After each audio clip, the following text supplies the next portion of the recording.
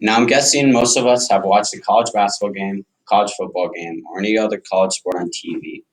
We all enjoy watching the young men and women play in their respective sports and be competitive. But what if that all changed? What if college sports stopped being competitive? What if college athletes started basing their college decision on how much money they would be paid on top of their scholarship? Well, this is what would happen if college athletes would be paid. Today, I'm going to discuss 3 points. One being that college athletes are already being paid via scholarships. My second point, if we started paying college athletes, there really wouldn't be a fair way to pay the athletes on each team. And lastly, I will discuss that if we started paying college athletes, the true meaning of college sports wouldn't be the same. So let's get started. Now, if you're like Trey Nixon, you will say these big Division I schools make millions of dollars of revenue throughout the entire season. Well, you're not wrong. According to the Washington Post, the money that is made off of athletic events throughout the year are used to make the college better, such as upgrading the athletic facilities for those athletes or upgrading the campus for the student life, such as making the dorms better or the education buildings a lot more usable. To my first point, college athletes are already being paid via scholarships. It's 1st and 10 on the opponent's 35-yard line. You hand the ball off to your 5-star running back from Texas. He runs for a 35-yard touchdown and wins the game for your team. The following Monday, he is sitting in class with hundreds of other students in a lecture hall. The only difference between him and the other students is that he isn't paying for that education. He's on a full ride scholarship. For those of you that don't know what a full ride scholarship is, it is pretty much money that the school gives him that pays for everything, such as tuition and fees, room and board, and sometimes books. According to NCAA.com, Division I and II schools have provided more than $2.7 billion in scholarships to more than 150,000 student athletes over the years. To me, that is a ridiculous amount of money that's already been given out to athletes, so why pay them more? The money that is given to the athletes is already ridiculous. So if we started paying them more, the money would just continue to rise, and that's something that we don't want to do.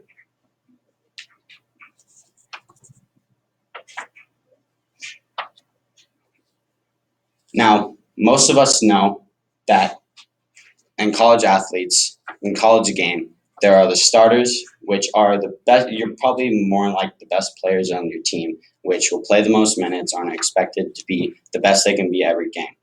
And then there are the players who come off the bench, who are expected to make an immediate impact on the game coming off the bench.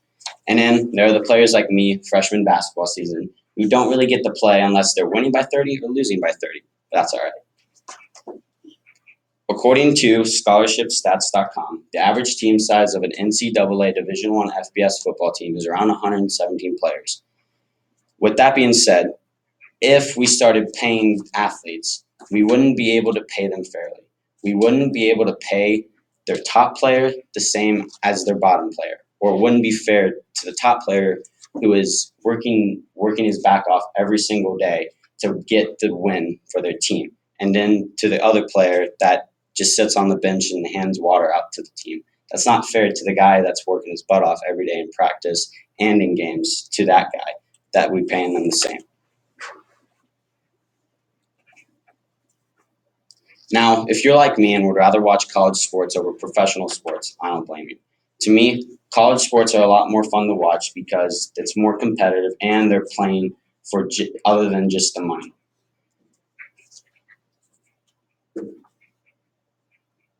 College athletes play for 2 reasons: the love of the game and a chance to play at the professional level, where then they can start worrying about the money.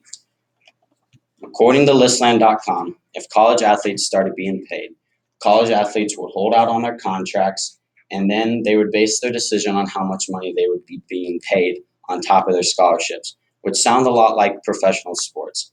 So let's not turn college athletes, the college sports that we know, into a professional league. Let's keep it the same, and let's keep enjoying college sports for what it is. Today, I talked about 3 reasons as to why college athletes should not be paid. One is that college athletes are already being paid via scholarships. We learned that Over the years, more than $2.7 billion have already been awarded to more than 150,000 student athletes. For my second point, we talked about if we started paying college athletes, there really wouldn't be a fair way to pay them. We learned that the average team size for an FBS football team in Division I is around 117 players. If we started paying the same, it wouldn't be fair. If we started paying college athletes, it wouldn't be fair to each individual athlete on their respective teams.